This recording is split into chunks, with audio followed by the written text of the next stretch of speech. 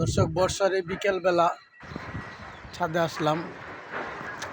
প্রচণ্ড বাতাস, গাছগুলো দেখতে আসি। কোন গাছটা পড়ে গেল, কোন গাছটা মরে গেল, দেখি একটু ভালোই লাগে। সেই সাথে এই গাছগুলো একটু দেখাশোনা করি। গাছগুলো ঝড় আসলে পড়া জায়গা, টবগুলো ওই গোলাপ ফুলের টবগুলো আপনার পড়া জায়গা,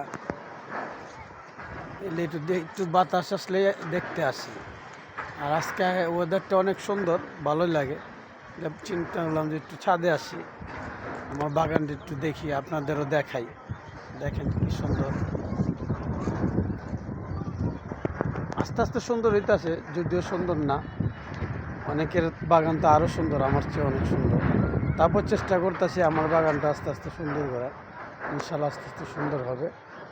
যাদের ছাদ ফাঁকা পড়ে আছে, চেষ্টা করেন দুইটা একটা করে গাছ লাগান, আস্তে আস্তে হয়ে যাবে, খুবই সুন্দর হবে।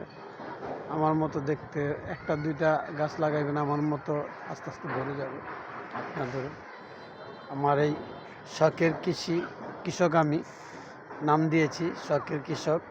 আপনাদের যাদের ভালো লাগবে আমার চ্যানেলটা সাবস্ক্রাইব করে দিবেন, লাইক দিবেন, কমেন্ট করবেন।